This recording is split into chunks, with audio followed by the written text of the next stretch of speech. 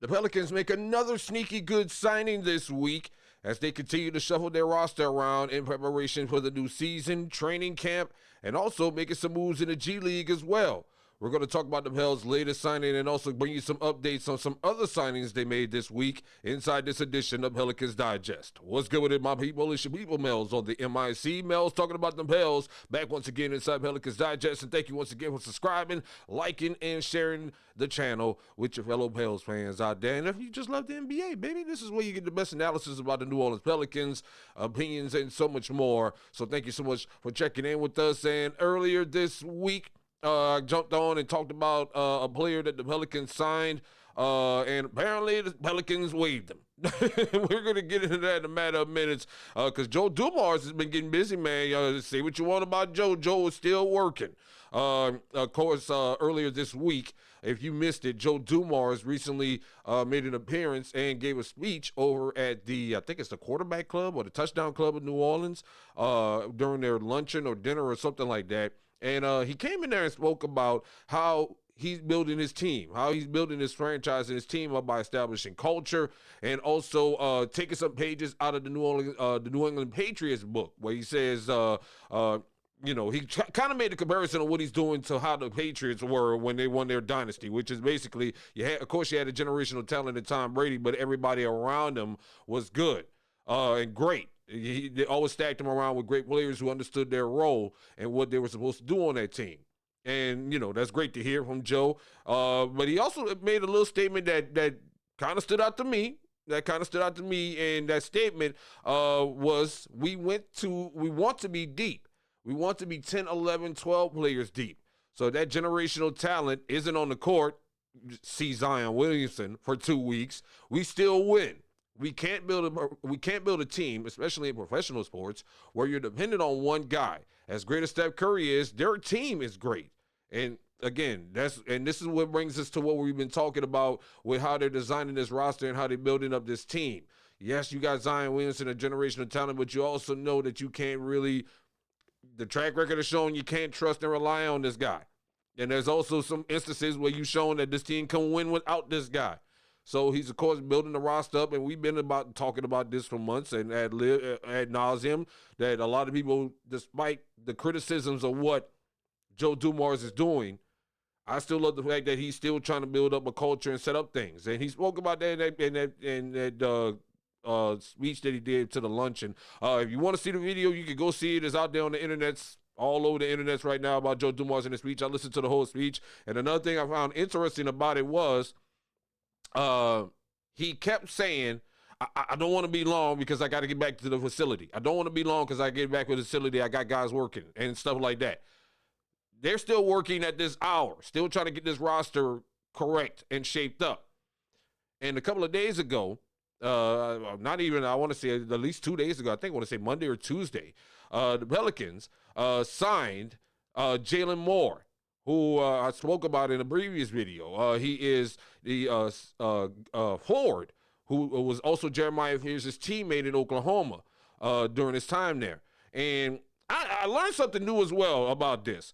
The Pelicans signed Moore, but I didn't know that he was injured, okay? Moore is apparently injured and won't be back until possibly January to start of next season.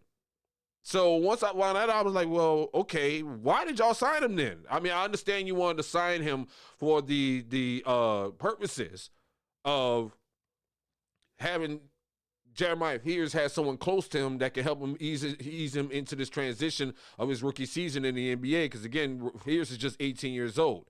But then the Pelicans went and waived him. They signed and waived him. Why did they waive him, you ask? Why did they sign and waive him? Well, apparently, there's a model that I'm just learning about that we can all learn together. We can all learn something new together. The sign and waive model in the NBA allows a team to acquire the G League rights of players who may not be ready for the main roster. The Pelicans recently made a sign and waive move by bringing in Jeremiah Fears' college teammate Jalen Moore. And so that's why. I was wondering why would you sign him and then waive him? They want to keep his G League rights. So when he possibly does get back healthy, you can still do all those things that I spoke about in the previous video. You can put him with Fears, and also you keep him close to the organization for the purposes of helping Fears. Okay? And also, like I said, you can build and see it develop down the line if these two can possibly be a combination that you can build and work with. So that's an update on that. Also, Johnny O'Neal, the Pelicans also signed and waived a player named Johnny O'Neal. I didn't have too much information on this cat other than that he's a 6'10 forward / center who played 4 years at American University and 1 year at Santa Clara. And the Pelicans apparently are interested in him because of his rim protection and his his ability to stretch the floor. Can't get enough of that. We need that. So I'm not mad at that. But they also signed and waived him for the purposes of keeping his G League right. So sometime down the line, if the Pelicans want to exercise that option, they can bring him in to the Birmingham Squadron G League team if they so choose. So as of right now, the Pelicans have 20 players, 20 signed players under contract. And today in the news that we got in today, I'm pretty pleased about the news that they just released today about a player that they had during their G League run here in Vegas that I was big on going in. I was big on this guy coming in. I was big, and when he got out there on the Summer League floor, I was really impressed with his play, and his name is Christian Shoemate. If y'all recall, Christian Shoemate went to McNeese State, helped McNeese State into the tournament, get into the NCAA tournament. Will Wade and those guys out there did a great job with him. And the Pelicans brought him on to the Summer League team because, for one reason, he goes to Joe Dumars' alma mater, which is McNeese State. And plus, the guy's very athletic. So it was announced today, according to the New Orleans Pelicans, that Christian Shoemate has signed with the team. And if you recall, during his time in Vegas, he was one of the players who stood out most to me for the Pelicans. This is according to Chris Lambert, the Pelican Brief. His box score averages weren't nothing crazy, but his impact was huge. He ranked third in the team in rebounds with 6 rebounds a game, which for a 6'5" wing speaks volumes about the hustle he plays with. And that's what I was impressed with the most the whole time he was in Summer League. I was a big Christian Shoemate fan. And I did a video about him. As a matter of fact, if you want to scroll back and go back down the line, I did a video on Christian Shoemate and what I think he could bring to the table and why I think he would be a great addition to the organization. And they went ahead and added him to the organization, which is great to hear. He's probably going to compete in training camp. We'll see what happens. But the guy has tons of hustle. And another thing, like you said, he was third in rebounds during the Summer League. He crashes the boards hard, gets rebounds. And what have I said before about this Pelicans team over the last 2 seasons? The Pelicans over the last 2 seasons have been one of the bottom 10 rebounding teams in the NBA. We have lost a bunch of games, close games, over the last few years. Even in the 49-win season a couple of season ago, we lost a bunch of those games by a point or less. What the difference a rebounding can make in those games if you had players that could crash the boards and get rebounds and secure offensive rebounds. You got Looney, one of the best offensive rebounders in the game now under your team. Sadiq Bey was a quality rebounder in his time. You also got E. Missy still locked in. You bringing in a Christian Shoemate who, like, again, if you go watch his Summer League games, he was crashing boards all the time. He was in that glass vicinity all the time, was snatching up rebounds and giving guys second and third chance opportunities. That's going to be crucial, and you can't get enough of that on this Pelicans team right now. To be honest with you, Zion is capable. Queen is capable because Queen had averages a couple of double nights as well. Makovic is capable, but to add a Christian Shoemate, I think to have somebody that you can bring in, possibly work into the G League later on down the line, but also bring him in the training camp and give him an opportunity to showcase his hustle. If anything, he has an incredible motor and incredible hustle and incredible athleticism. Big fan of Christian Shoemate, and I'm very happy, very pleased to see that the Pelicans are going to keep him in the organization. It's something I said in the video that they should do.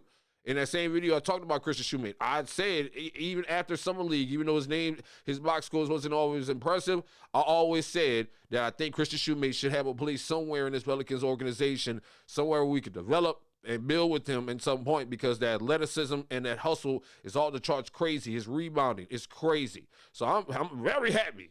I'm very happy that they signed him and bringing him on. And, of course, big nod to Joe Dumars trying to hook up Lake Charles and the folks out there, give them some hope and give them some reason to tune into these games this upcoming season, all right? But we'll see if he can make the team. He's, of course, on an Exhibit 10 deal, just like the rest of the guys. But, of course, if anything, if anything with this signing, have retained his G League rights. So if Christian Shoemate can make it happen and impress and continue to show that hustle and athleticism, I can see him being down there in Birmingham and making some noise. What are your thoughts on it, though? Clack back with your thoughts on the new signing of Christian Shoemate, Jalen Moore, Johnny O'Neal. They've been signed and then waived. What are your thoughts as the roster continues to be constructed as we get ready to go to training camp? Also, big shout out to Jordan Poole. Pelicans social media revealed that he is in New Orleans right now and in the gym getting ready and getting geared up for training camp. That is good to see, getting in early before training camp, getting the workouts in. We love to see it.